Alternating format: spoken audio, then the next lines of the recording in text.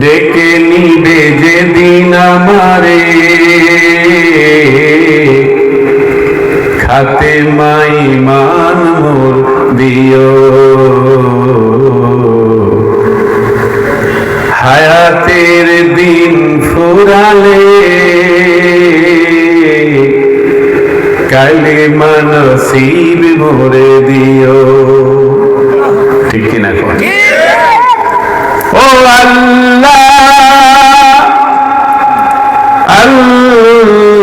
আল্লাহ,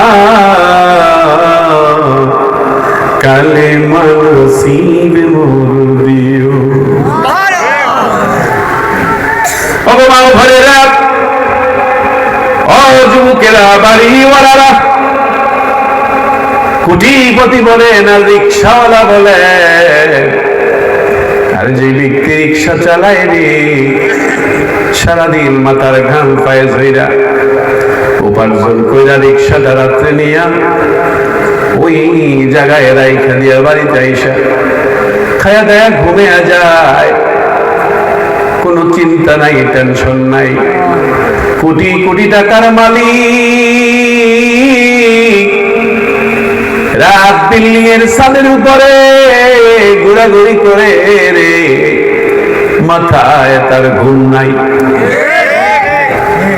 কথা কন না? বাস্তব না অবাস্তব? হ্যাঁ, নেতার জীবনের নিরাপত্তা নাই। কোন জায়গা দিয়ে আবার হাবির মতো ঠুসঠাস। কথা কন না? ঠিক না? তাহলে আল্লাহ তো এটাই চান, আমি আমার বান্দাকে কোনো অভাব দিয়ে সৃষ্টি করি নাই। কথা কন না? আল্লাহ কি আপনার দুইটা দৃষ্টি শক্তি কেড়ে নিয়েছে? দুইটা হাত, দুইটা পা, শোনার শক্তি আছে না নাই? বলার শক্তি আছে না নাই?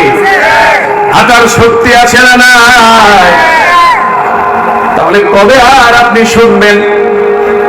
কবে আল্লাহর আযান শুনবেন? কবে জান্নাতের ডাক শুনবেন? দেখতে দেখতে তো যৌবন কাল শেষ হয়ে যাচ্ছে। কবি বলছেন, দার জওয়ানি তওবা করদান শিওয়ে পয়গম্বরি, ওয়াক্ত ফিরে গেরে জালেন মি শাওয়াদ ফরহেজগারি। ওরে যুবক, আল্লাহ বলে রে নবী আপনি জানাই দেন, আমি যুবকদের যৌবনকালের সেজদা আমি আল্লাহ এত পছন্দ করি গো নবী, যেমন নবীদের সেজদাকে আমি ভালোবাসি। বাঘ, সিংহ বনের রাজা, যত বড় শক্তিশালী হোক না কেন, যখন ওই সিংহটা দুর্বল হয়ে যায়, ছোট্ট প্রাণী আইসা গুতা মারলেও কিছু কইতে পারে না। ঠিক নিও? বাস্তব না অবাস্তব? তখন সিংহে তাকে এই থাকে